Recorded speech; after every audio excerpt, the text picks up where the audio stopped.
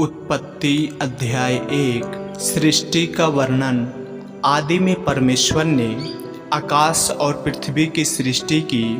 पृथ्वी बेडौल और सुनसान पड़ी थी और गहरे जल के ऊपर अंधियारा था, तथा परमेश्वर का आत्मा जल के ऊपर मंडराता था। जब परमेश्वर ने कहा उजियाला हो, तो उजियाला हो गया।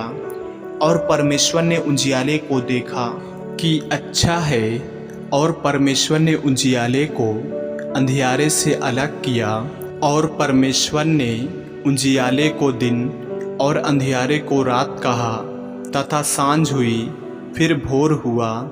इस प्रकार पहला दिन हो गया। फिर परमेश्वर ने कहा, जल के बीच एक ऐसा अंतर हो कि जल दो भाग हो जाए।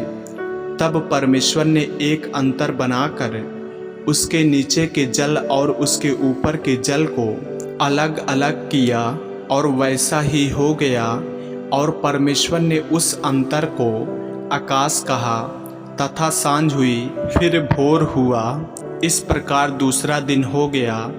फिर परमेश्वर ने कहा, आकाश के नीचे का जल एक स्थान में इकट्ठा हो जाए और सूखी भूमि दिखाई दे, और वैसा ही हो गया। परमेश्वर ने सूखी भूमि को पृथ्वी कहा, तथा जो जल इकट्ठा हुआ उसको उसने समुद्र कहा। और परमेश्वर ने देखा कि अच्छा है।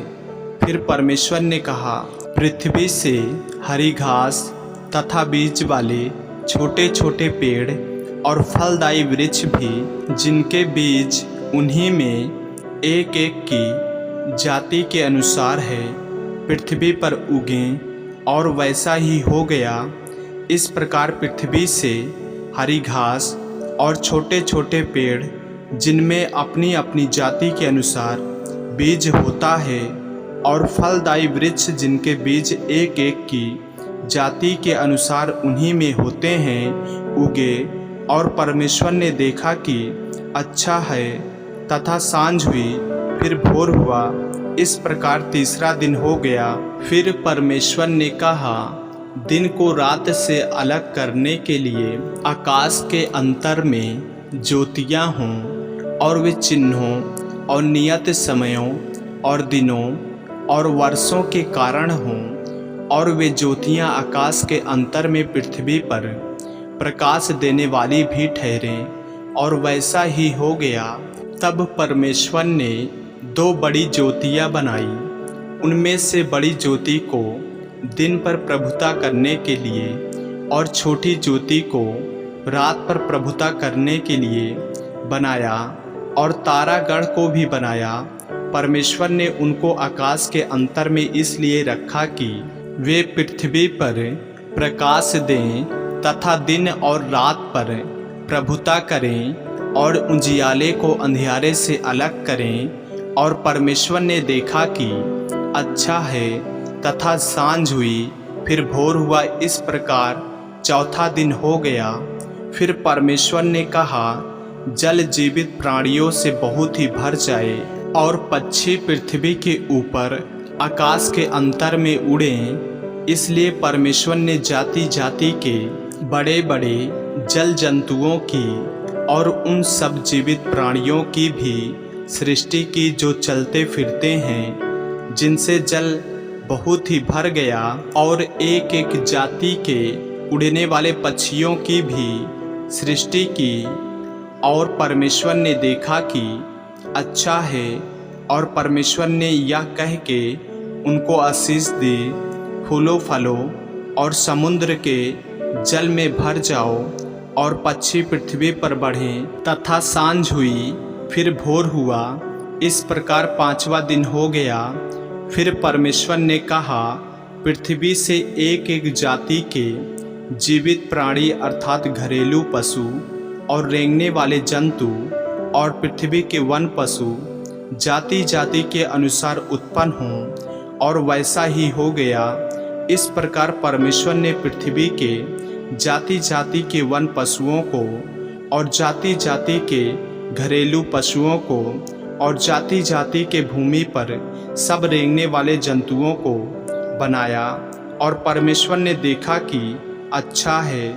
फिर परमेश्वर ने कहा, हम मनुष्य को अपने स्वरूप के अनुसार अपनी समानता में बनाएं, और वे समुद्र की मछलियों और आकाश के पक्षियों और घरेलू पशुओं और सारी पृथ्वी पर और सब रेंगने वाले जंतुओं पर जो पृथ्वी पर रेंगते हैं अधिकार रखें। तब परमेश्वर ने मनुष्य को अपने स्वरूप के अनुसार उत्पन्न किया, अपने ही स्वरूप के अनुसार परमेश्वर ने उसको उत्पन्न किया, नर और नारी करके उसने मनुष्यों की सृष्टि की। और परमेश्वर ने उसको आशीष दी और उनसे कहा, फूलो फलो और पृथ्वी में भर जाओ और उसको अपने वश में कर लो, और समुद्र की मछलियों तथा आकाश के पक्षियों और पृथ्वी पर रेंगने वाले सब जंतुओं पर अधिकार रखो।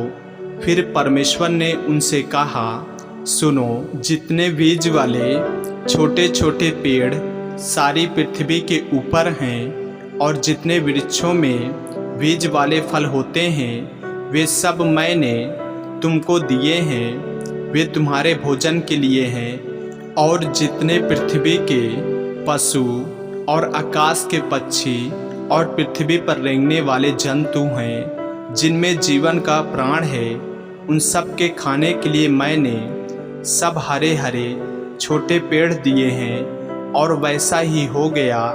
तब परमेश्वर ने जो कुछ बनाया था सबको देखा, तो क्या देखा कि वह बहुत ही अच्छा है। तब सांझ हुई, फिर भोर हुआ, इस प्रकार छठवां दिन हो गया। आमीन। उत्पत्ति अध्याय 2। यूं आकाश और पृथ्वी और उनकी सारी सेना का बनाना समाप्त हो गया, और परमेश्वर ने अपना काम जिसे वह करता था 7वें दिन समाप्त किया। और उसने अपने किए हुए सारे काम से 7वें दिन विश्राम किया। और परमेश्वर ने 7वें दिन को आशीष दी और पवित्र ठहराया, क्योंकि उसमें उसने सृष्टि की रचना के अपने सारे काम से विश्राम लिया। मनुष्य की उत्पत्ति। आकाश और पृथ्वी की उत्पत्ति का वृत्तांत यह है कि जब वे उत्पन्न हुए, अर्थात जिस दिन यहोवा परमेश्वर ने पृथ्वी और आकाश को बनाया, तब मैदान का कोई पौधा भूमि पर न था और न मैदान का कोई छोटा पेड़ उगा था, क्योंकि यहोवा परमेश्वर ने पृथ्वी पर जल नहीं बरसाया था और भूमि पर खेती करने के लिए मनुष्य भी नहीं था। तो भी कोहरा पृथ्वी से उठता था, जिससे सारी भूमि सिंची जाती थी। तब यहोवा परमेश्वर ने आदम को भूमि की मिट्टी से रचा और उसके नथनों में जीवन का श्वास फूंक दिया, और आदम जीवित प्राणी बन गया। और यहोवा परमेश्वर ने पूर्व की ओर अदन में एक वाटिका लगाई, और वहाँ आदम को जिसे उसने रचा था रख दिया। और यहोवा परमेश्वर ने भूमि से सब भांति के वृक्ष जो देखने में मनोहर और जिनके फल खाने में अच्छे हैं उगाए, और वाटिका के बीच में जीवन के वृक्ष को और भले या बुरे के ज्ञान के वृक्ष को भी लगाया। उस वाटिका को सींचने के लिए एक महानदी आदन से निकली और वहाँ से आगे बहकर 4 धाराओं में बढ़ गई। पहली धारा का नाम पिसोन है, या वही है जो हवीला नाम के सारे देश को जहाँ सोना मिलता है घेरे हुए है। उस देश का सोना चोखा होता है, वहाँ मोती और सुलैमानी पत्थर भी मिलते हैं। दूसरी नदी का नाम गीहोन है, यह वही है जो कूश के सारे देश को घेरे हुए है। और तीसरी नदी का नाम हिद्देकेल है, यह वही है जो असूर के पूर्व की ओर बहती है। और चौथी नदी का नाम फरात है। तब यहोवा परमेश्वर ने आदम को लेकर आदन की वाटिका में रख दिया कि वह उसमें काम करे और उसकी रक्षा करे। और यहोवा परमेश्वर ने आदम को यह आज्ञा दी, तू वाटिका के सब वृक्षों का फल बिना खटके खा सकता है, पर भले या बुरे के ज्ञान का जो वृक्ष है उसका फल तू कभी न खाना, क्योंकि जिस दिन तू उसका फल खाएगा उसी दिन अवश्य मर जाएगा। फिर यहोवा परमेश्वर ने कहा, आदम का अकेला रहना अच्छा नहीं, मैं उसके लिए एक ऐसा सहायक बनाऊंगा जो उससे मेल खाए। और यहोवा परमेश्वर भूमि में से सब जाति के बनैले पशुओं और आकाश के सब भांति के पक्षियों को रचकर आदम के पास ले आया कि देखे कि वह उनका क्या क्या नाम रखता है। और जिस जिस जीवित प्राणी का जो जो नाम आदम ने रखा वही उसका नाम हो गया। अतः आदम ने सब जाति के घरेलू पशुओं और आकाश के पक्षियों और सब जाति के बनैले पशुओं के नाम रखे, परंतु आदम के लिए कोई ऐसा सहायक ना मिला जो उससे मेल खा सके। तब यहोवा परमेश्वर ने आदम को भारी नींद में डाल दिया, और जब वह सो गया तब उसने उसकी एक पसली निकालकर उसकी जगह मांस भर दिया। और यहोवा परमेश्वर ने उस पसली को जो उसने आदम में से निकाली थी स्त्री बना दिया और उसको आदम के पास ले आया। तब आदम ने कहा, अब यह मेरी हड्डियों में की हड्डी और मेरे मांस में का मांस है, इसलिए इसका नाम नारी होगा, क्योंकि यह नर में से निकाली गई है।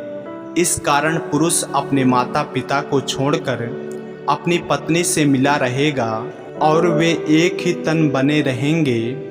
आदम और उसकी पत्नी दोनों नंगे थे पर लजाते न थे। आमीन। उत्पत्ति अध्याय 3।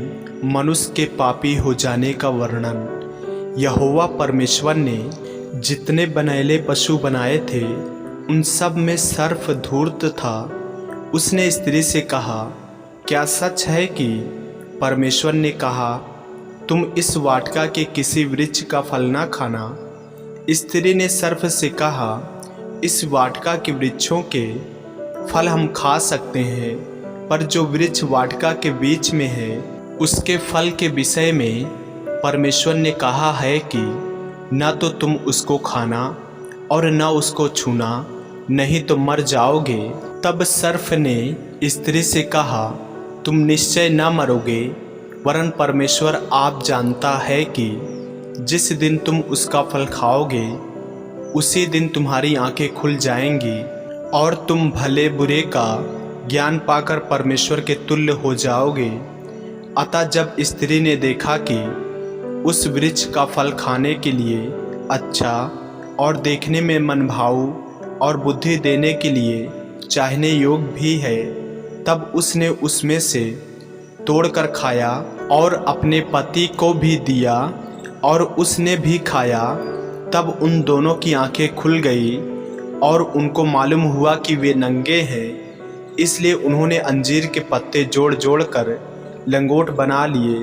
तब यहोवा परमेश्वर जो दिन के ठंडे समय वाटिका में फिरता था का शब्द उनको सुनाई दिया। तब आदम और उसकी पत्नी वाटिका के वृक्षों के बीच यहोवा परमेश्वर से छिप गए। तब यहोवा परमेश्वर ने पुकार कर आदम से पूछा, तू कहाँ है? उसने कहा, मैं तेरा शब्द बारी में सुनकर डर गया, क्योंकि मैं नंगा था इसलिए छिप गया। उसने कहा, किसने तुझे बताया कि तू नंगा है? जिस वृक्ष का फल खाने को मैंने तुझे मना किया था, क्या तूने उसका फल खाया है? आदम ने कहा, जिस स्त्री को तूने मेरे संग रहने को दिया है उसी ने उस वृक्ष का फल मुझे दिया और मैंने खाया। तब परमेश्वर ने स्त्री से कहा, तूने यह क्या किया है? स्त्री ने कहा, सर्प ने मुझे बहका दिया, तब मैंने खाया। परमेश्वर का न्याय। तब यहोवा परमेश्वर ने सर्प से कहा, तूने जो यह किया है, इसलिए तू सब घरेलू पशुओं और सब बनैले पशुओं से अधिक शापित है। तू पेट के बल चला करेगा और जीवन भर मिट्टी चाटता रहेगा। और मैं तेरे और इस स्त्री के बीच में और तेरे वंश और इसके वंश के बीच में बैर उत्पन्न करूँगा। वह तेरे सिर को कुचल डालेगा और तू उसकी एड़ी को डसेगा। फिर स्त्री से उसने कहा, मैं तेरी पीड़ा और तेरे गर्भवती होने के दुख को बहुत बढ़ाऊंगा। तू पीड़ित होकर बालक उत्पन्न करेगी और तेरी लालसा तेरे पति की ओर होगी और वह तुझ पर प्रभुता करेगा। और आदम से उसने कहा, तूने जो अपनी पत्नी की बात सुनी और जिस वृक्ष के फल के विषय में मैंने तुझे आज्ञा दी थी कि तू उसे ना खाना, उसको तूने खाया है, इसलिए भूमि तेरे कारण शापित है। तू उसकी उपज जीवन भर दुख के साथ खाया करेगा और वह तेरे लिए कांटे और ऊंट कटारे उगाएगी। और तू खेत की उपज खाएगा और अपने माथे के पसीने की रोटी खाया करेगा और अंत में मिट्टी में मिल जाएगा, क्योंकि तू उसी में से निकाला गया है। तू मिट्टी तो है और मिट्टी ही में फिर मिल जाएगा। आदम ने अपनी पत्नी का नाम हव्वा रखा, क्योंकि जितने मनुष्य जीवित हैं उन सब की आदि माता वही हुई। और यहोवा परमेश्वर ने आदम और उसकी पत्नी के लिए चमड़े के अंगरखे बनाकर उनको पहना दिए। वाटिका से निकाला जाना।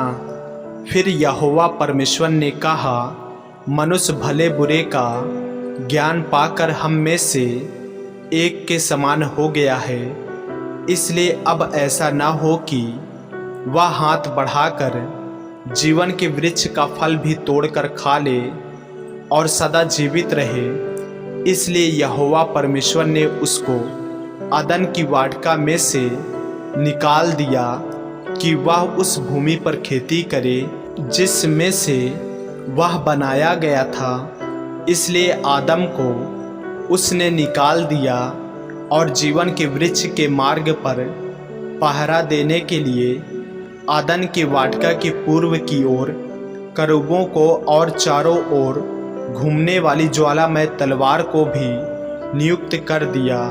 आमीन। उत्पत्ति अध्याय 4। कैन और हाबिल।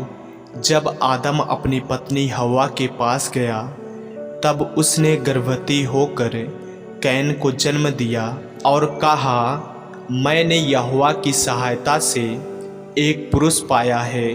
फिर उसने उसके भाई हाबिल को भी जन्म दिया। हाबिल भेड़ बकरियों का चरवाहा बन गया, परंतु कैन भूमि पर खेती करने वाला किसान बना। कुछ दिनों के पश्चात कैन यहोवा के पास भूमि की उपज में से कुछ भेंट ले आया और हाबिल भी अपनी भेड़ बकरियों के कई एक पैलौठे बच्चे भेंट चढ़ाने ले आया और उनकी चर्बी भेंट चढ़ाई। तब यहोवा ने हाबिल और उसकी भेंट को तो ग्रहण किया, परंतु कैन और उसकी भेंट को उसने ग्रहण न किया। तब कैन अति क्रोधित हुआ और उसके मुंह पर उदासी छा गई। तब यहोवा ने कैन से कहा, तू क्यों क्रोधित हुआ और तेरे मुंह पर उदासी क्यों छा गई है? यदि तू भला करे तो क्या तेरी भेंट ग्रहण ना की जाएगी? और यदि तू भला ना करे तो पाप द्वार पर छिपा रहता है और उसकी लालसा तेरी ओर होगी और तुझे उस पर प्रभुता करनी है। तब कैन ने अपने भाई हाबिल से कुछ कहा, और जब वे मैदान में थे, तब कैन ने अपने भाई हाबिल पर चढ़कर उसे घात किया। तब यहोवा ने कैन से पूछा, तेरा भाई हाबिल कहाँ है? उसने कहा, मालूम नहीं, क्या मैं अपने भाई का रखवाला हूँ? उसने कहा, तूने क्या किया है? तेरे भाई का लहू भूमि से मेरी ओर चिल्लाकर मेरी दुहाई दे रहा है। इसलिए अब भूमि जिसने तेरे भाई का लहू तेरे हाथ से पीने के लिए अपना मुंह खोला है, उसकी ओर से तू शापित है। चाहे तू भूमि पर खेती करे तो भी उसकी पूरी उपज फिर तुझे ना मिलेगी, और तू पृथ्वी पर भटकने वाला और भगोड़ा होगा। तब कैन ने यहोवा से कहा, मेरा दंड सहने से बाहर है।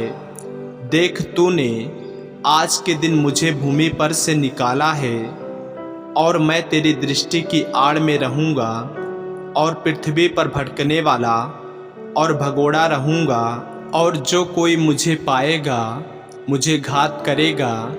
इस कारण यहोवा ने उससे कहा, जो कोई कैन को घात करेगा उससे 7 गुना बदला लिया जाएगा।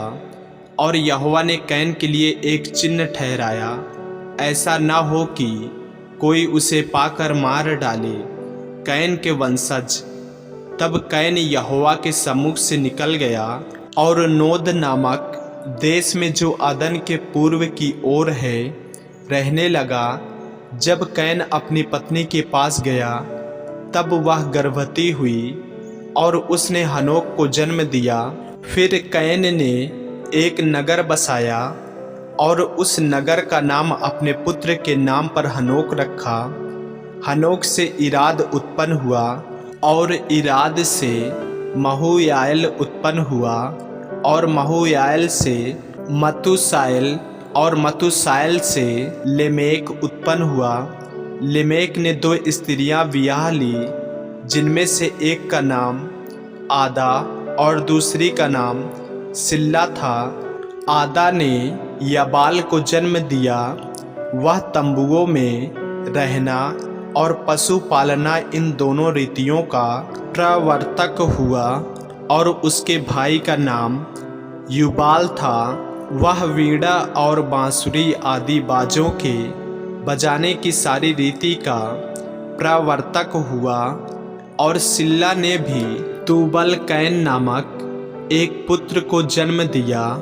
वह पीतल और लोहे के सब धार वाले हथियारों का गढ़ने वाला हुआ। तूबल कैन की बहन नामा थी। और लेमेक ने अपनी पत्नियों से कहा, हे आदा और हे सिल्ला, मेरी सुनो।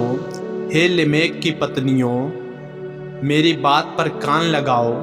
मैंने एक पुरुष को जो मुझे चोट लगाता था, अर्थात एक जवान को जो मुझे घायल करता था, घात किया है।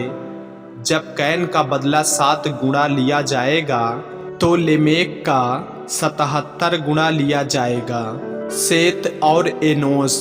आदम अपनी पत्नी के पास फिर गया और उसने एक पुत्र को जन्म दिया और उसका नाम यह कह के सेत रखा, परमेश्वर ने मेरे लिए हाबिल के बदले जिसको कैन ने घात किया एक और वंश ठहरा दिया। सेत के भी एक पुत्र उत्पन्न हुआ और उसने उसका नाम एनोस रखा। उसी समय से लोग यहोवा से प्रार्थना करने लगे। आमीन। उत्पत्ति अध्याय 5। आदम की वंशावली।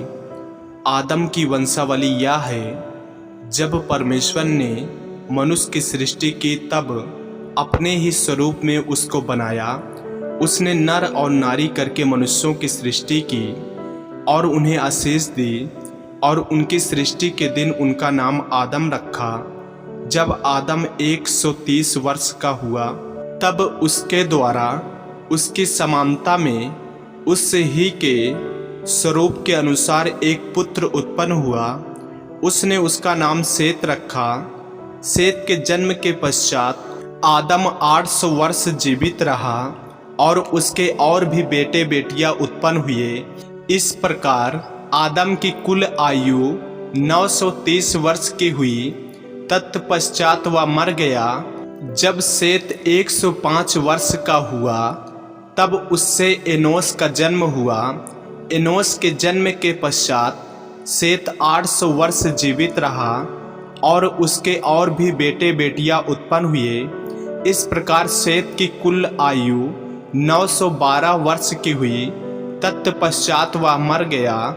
जब एनोश 90 वर्ष का हुआ तब उससे केनान का जन्म हुआ। केनान के जन्म के पश्चात एनोश 815 वर्ष जीवित रहा और उसके और भी बेटे बेटियां उत्पन्न हुए। इस प्रकार एनोश की कुल आयु 905 वर्ष की हुई। तत्पश्चात वह मर गया। जब केनान 70 वर्ष का हुआ तब उससे महललेल का जन्म हुआ। महललेल के जन्म के पश्चात केनान 840 वर्ष जीवित रहा और उसके और भी बेटे बेटियां उत्पन्न हुए। इस प्रकार केनान की कुल आयु 910 वर्ष की हुई। तत्पश्चात वह मर गया। जब महललेल 65 वर्ष का हुआ तब उससे एरेद का जन्म हुआ। एरेद के जन्म के पश्चात महललेल 830 वर्ष जीवित रहा और उसके और भी बेटे बेटियां उत्पन्न हुए। इस प्रकार महललेल की कुल आयु 895 वर्ष की हुई। तत्पश्चात वह मर गया। जब एरेद 162 वर्ष का हुआ तब उससे हनोक का जन्म हुआ।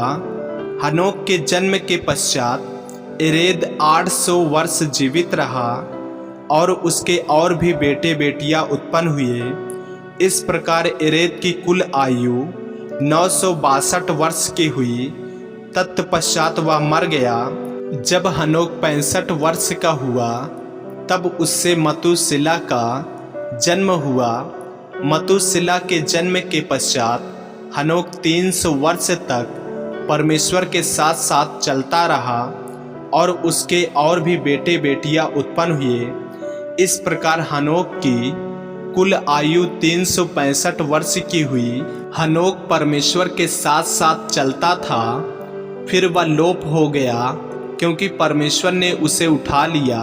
जब मतूशिला 187 वर्ष का हुआ तब उससे लेमेक का जन्म हुआ।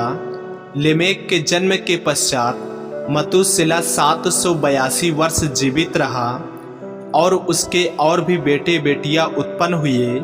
इस प्रकार मतूशिला की कुल आयु 969 वर्ष की हुई। तत्पश्चात वह मर गया। जब लेमेक 182 वर्ष का हुआ तब उससे एक पुत्र उत्पन्न हुआ। उसने यह कहकर उसका नाम नूह रखा, यहोवा ने जो पृथ्वी को शाप दिया है उसके विषय यह लड़का हमारे काम में और उस कठिन परिश्रम में जो हम करते हैं हमको शांति देगा। नूह के जन्म के पश्चात लेमेक 595 वर्ष जीवित रहा और उसके और भी बेटे बेटियां उत्पन्न हुए। इस प्रकार लेमेक की कुल आयु 777 वर्ष की हुई। तत्पश्चात वह मर गया और नूह 500 वर्ष का हुआ और नूह से सेम और हाम और येपेत का जन्म हुआ। आमीन। उत्पत्ति अध्याय 6। मनुष्य जाति की दुष्टता। फिर जब मनुष्य भूमि के ऊपर बहुत बढ़ने लगे और उनके बेटियां उत्पन्न हुई तब परमेश्वर के पुत्रों ने मनुष्य की पुत्रियों को देखा कि वे सुंदर हैं और उन्होंने जिस जिसको चाहा उनसे विवाह कर लिया। तब यहोवा ने कहा, मेरा आत्मा मनुष्यों से सदा लो विवाद करता न रहेगा, क्योंकि मनुष्य भी शरीर ही है, उसकी आयु 120 वर्ष की होगी। उन दिनों में पृथ्वी पर दानव रहते थे और इसके पश्चात जब परमेश्वर के पुत्र मनुष्य की पुत्रियों के पास गए तब उनके द्वारा जो पुत्र उत्पन्न हुए वे शूरवीर होते थे, जिनकी कीर्ति प्राचीन काल से प्रचलित है। यहोवा ने देखा कि मनुष्यों की बुराई पृथ्वी पर बढ़ गई है और उनके मन के विचार में जो कुछ उत्पन्न होता है वह निरंतर बुरा ही होता है। और यहोवा ने पृथ्वी पर मनुष्य को बनाने से पछताया और वह मन में अति खेदित हुआ। तब यहोवा ने कहा, मैं मनुष्य को जिसकी मैंने सृष्टि की है पृथ्वी के ऊपर से मिटा दूंगा। क्या मनुष्य, क्या पशु, क्या रेंगने वाले जंतु, क्या आकाश के पक्षी, सबको मिटा दूंगा, क्योंकि मैं उनके बनाने से पछताता हूँ। परंतु यहोवा के अनुग्रह की दृष्टि नूह पर बनी रही। नूह की वंशावली यह है। नूह धर्मी पुरुष और अपने समय के लोगों में खरा था, और नूह परमेश्वर ही के साथ साथ चलता रहा। और नूह से सेम और हाम और येपेत नामक 3 पुत्र उत्पन्न हुए। उस समय पृथ्वी परमेश्वर की दृष्टि में बिगड़ गई थी और उपद्रव से भर गई थी। और परमेश्वर ने पृथ्वी पर जो दृष्टि की तो क्या देखा कि वह बिगड़ी हुई है, क्योंकि सब प्राणियों ने पृथ्वी पर अपना अपना चाल चलन बिगाड़ लिया था।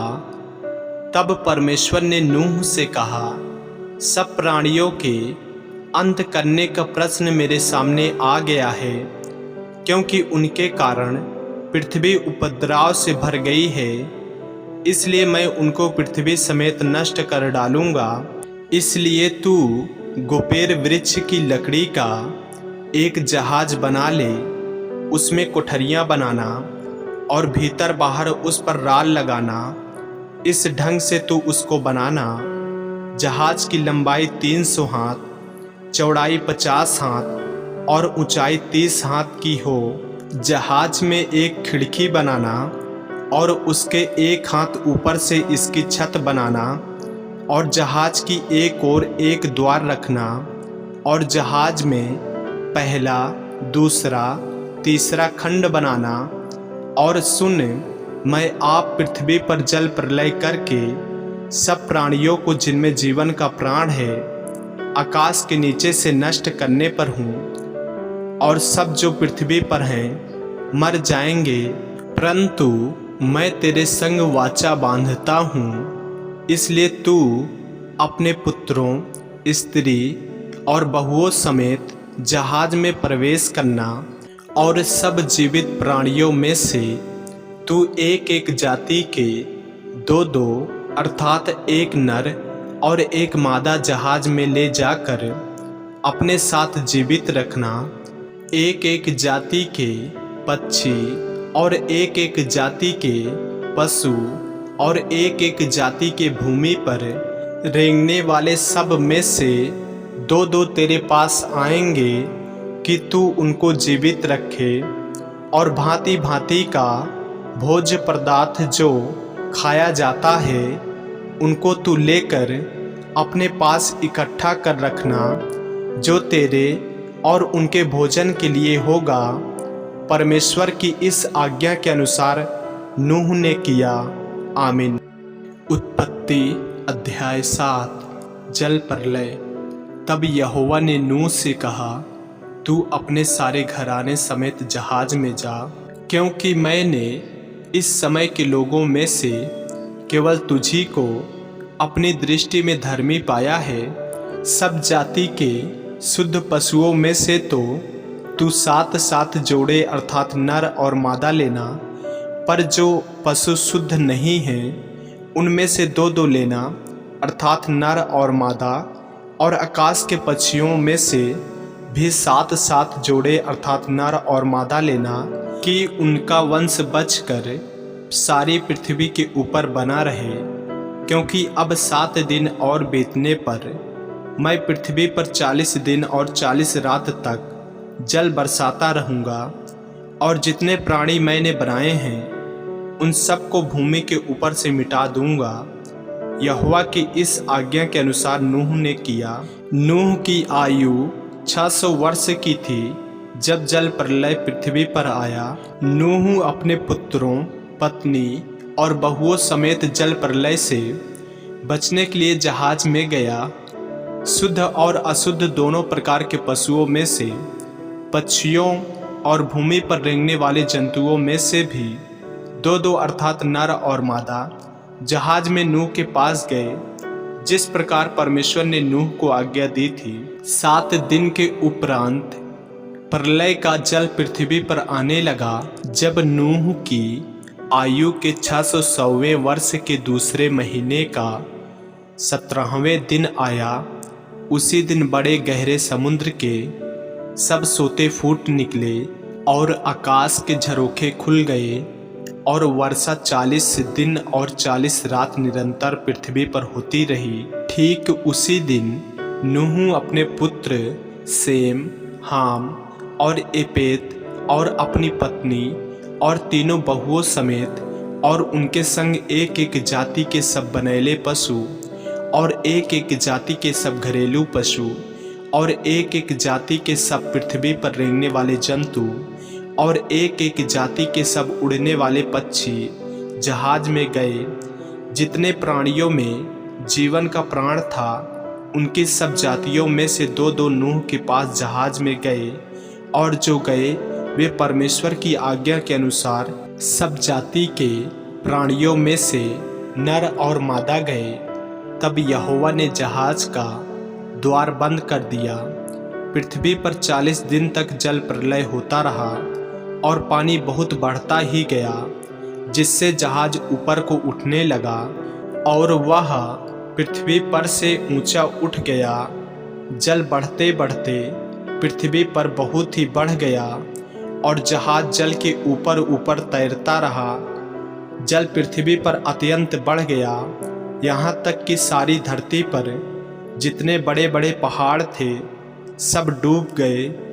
जल 15 हाथ और ऊपर बढ़ गया और पहाड़ भी डूब गए, और क्या पक्षी, क्या घरेलू पशु, क्या बनैले पशु और पृथ्वी पर सब चलने वाले प्राणी और जितने जंतु पृथ्वी में बहुतायत से भर गए थे वे सब और सब मनुष्य मर गए जो स्थल पर थे। उनमें से जितनों के नथनों में जीवन का श्वास था सब मर मिटे, और क्या मनुष्य, क्या पशु, क्या रेंगने वाले जंतु, क्या आकाश के पक्षी जो भूमि पर थे सब पृथ्वी पर से मिट गए। केवल नूह और जितने उसके संग जहाज में थे वे ही बच गए, और जल पृथ्वी पर 150 दिन तक प्रलय रहा। आमीन। उत्पत्ति अध्याय 8। जल प्रलय का अंत।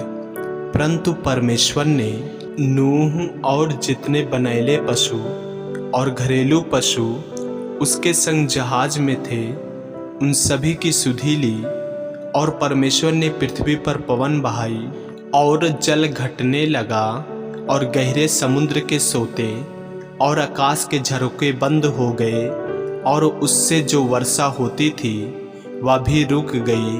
और 150 दिन के पश्चात जल पृथ्वी पर से लगातार घटने लगा।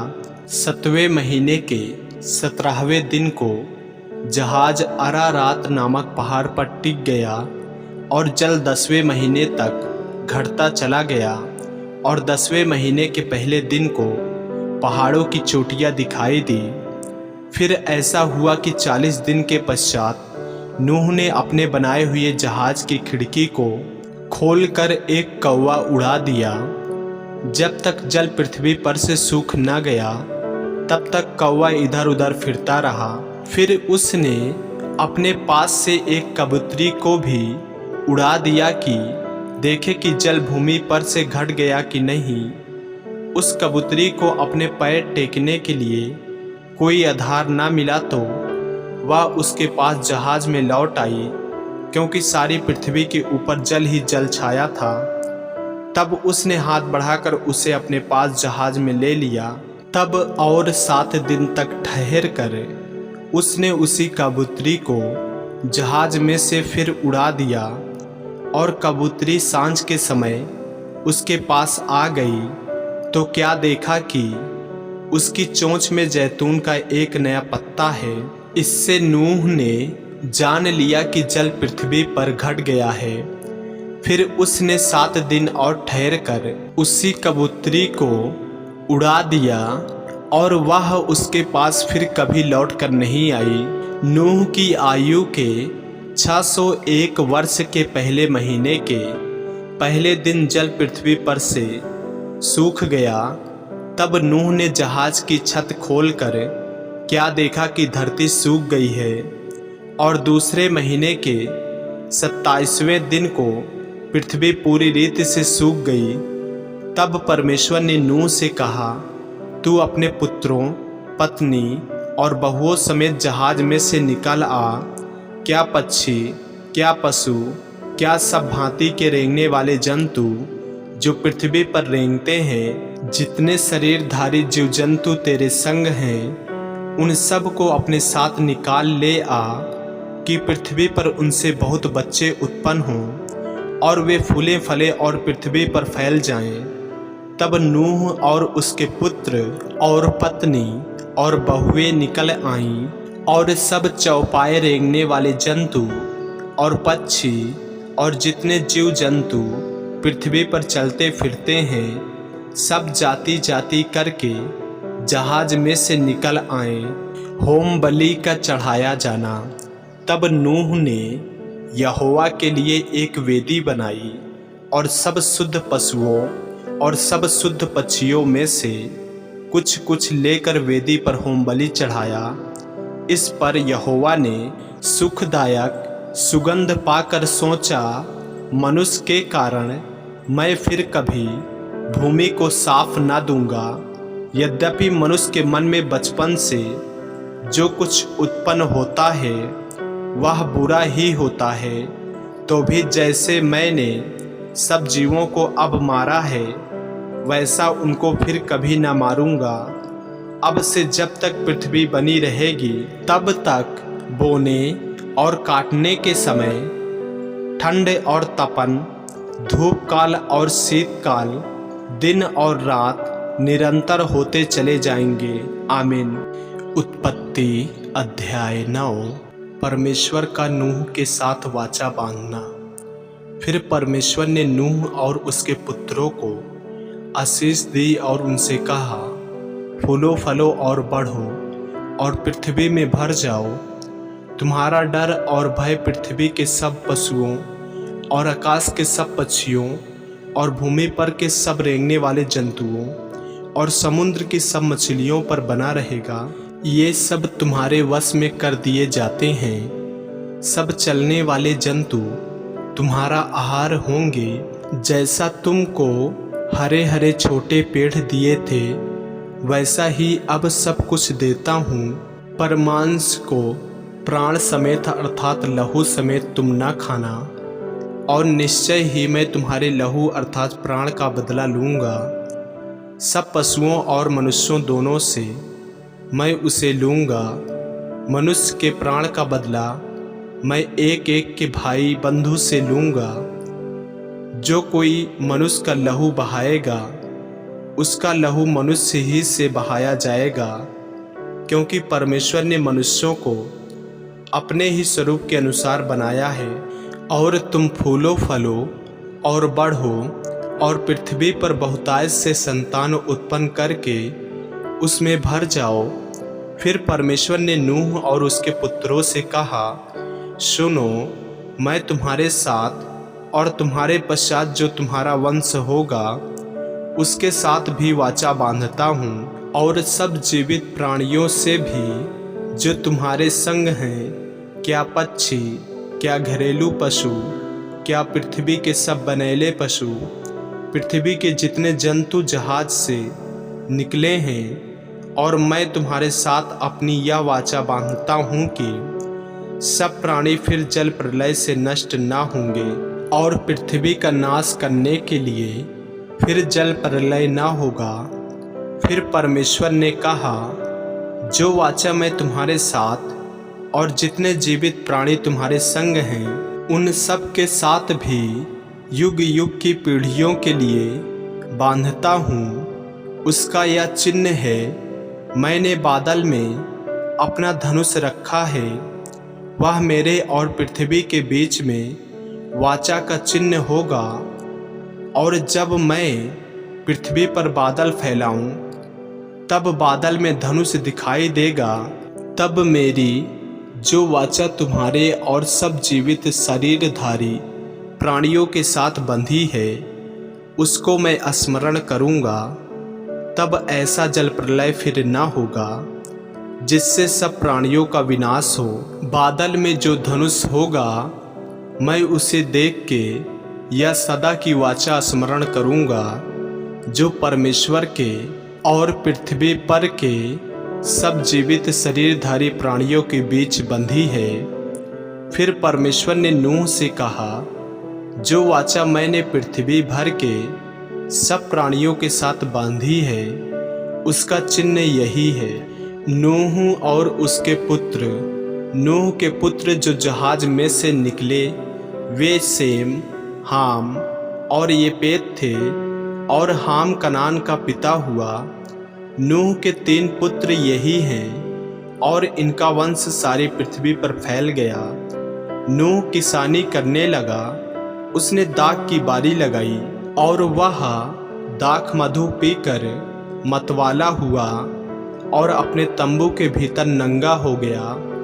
तब कनान के पिता हाम ने अपने पिता को नंगा देखा और बाहर आकर अपने दोनों भाइयों को बतला दिया। तब सेम और येपेत दोनों ने कपड़ा लेकर अपने कंधों पर रखा और पीछे की ओर उल्टा चलकर अपने पिता के नंगे तन को ढांप दिया, और वे अपना मुख पीछे किए हुए थे, इसलिए उन्होंने अपने पिता को नंगा न देखा।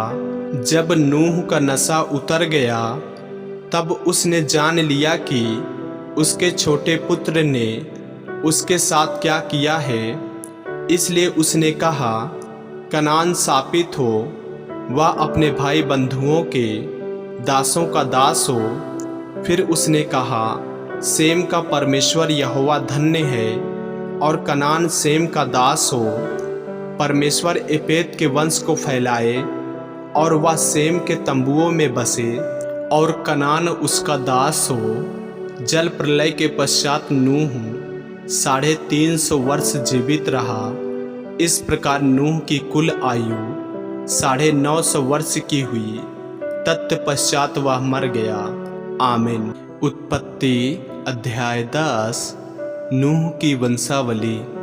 नूह के पुत्र सेम, हाम और येपेत थे। उनके पुत्र जल प्रलय के पश्चात उत्पन्न हुए। उनकी वंशावली यह है। येपेत के पुत्र गोमेर, मागोग, मादै, यावान, तूबल, मेशक और तीरास हुए।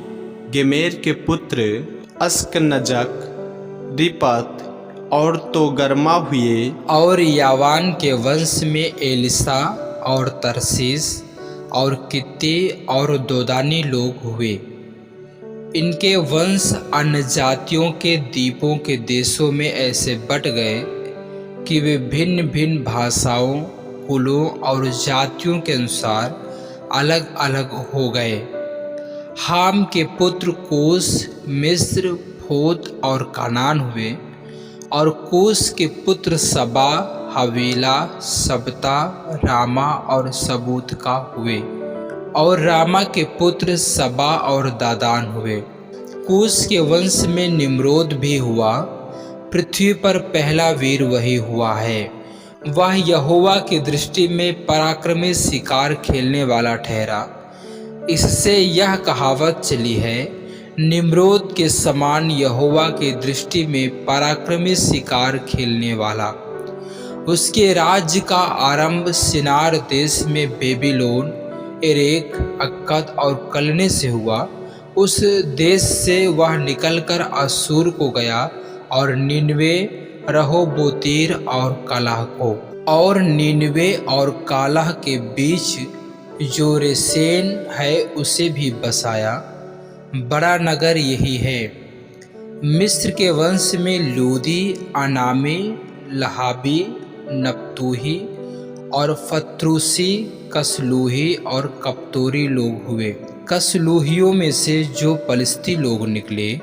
कनान के वंश में उसका ज्येष्ठ पुत्र सिदोन, तब हित्त, यबूसी, एमोरी, गिरगासी, हिव्वी, अर्की, सीनी अरवदी, समारी और हमाती लोग भी हुए। फिर कनानियों के कुल भी फैल गए और कनानियों की सीमा सीदोन से लेकर गरार के मार्ग से होकर अज्जा तक, और फिर सदोम और अमोरा और अदबा और सायोईम के मार्ग से होकर लासा तक हुआ। हाम के वंश में ये ही हुए, और ये भिन्न भिन्न कुलों, भाषाओं, देशों और जातियों के अनुसार अलग अलग हो गए। सेम जो सब एबेर वंशियों का मूल पुरुष हुआ और जो एपेत का ज्येष्ठ भाई था, उसके भी पुत्र उत्पन्न हुए। सेम के पुत्र एलाम, असूर, अर्पक्षद, लूद और आराम हुए। आराम के पुत्र ऊस, होल, गेतेर और मस हुए।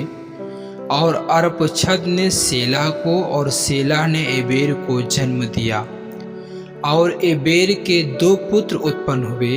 एक का नाम पेलेग इस कारण रखा गया कि उसके दिनों में पृथ्वी बंट गई, और उसके भाई का नाम युक्तान था। और युक्तान ने अलमोदाद, सेलेब, हसरमावेत, एरा, यरदोरवाम, उजाल, दिक्ला, ओबाल, अबियमाइल, सबा, ओपीर, हवीला और योबाब को जन्म दिया। ये ही सब युक्तान के पुत्र हुए। इनके रहने का स्थान मेसा से लेकर सपारा, जो पूर्व में एक पहाड़ है, उसके मार्ग तक हुआ। सेम के पुत्र ये ही हुए, और ये भिन्न भिन्न कुलों, भाषाओं, देशों और जातियों के अनुसार अलग अलग हो गए। नूह के पुत्रों के घराने यही है, और उनकी जातियों के अनुसार उनकी वंशावलियाँ यही हैं। और जल प्रलय के पश्चात पृथ्वी भर की जातियां इन्हीं में से होकर बट गईं। आमीन। ऐसे ही वचनों को सुनने के लिए हमारे चैनल को सब्सक्राइब करें और बेल आइकन के बटन को दबाएं। और यदि आप हमारे फेसबुक पेज पर नए हैं तो हमारे पवित्र बाइबल को फॉलो करें, लाइक करें, ताकि परमेश्वर का वचन रोजाना आप तक पहुंच सके। जय मसीह की। प्रभु आपको आशीष दे।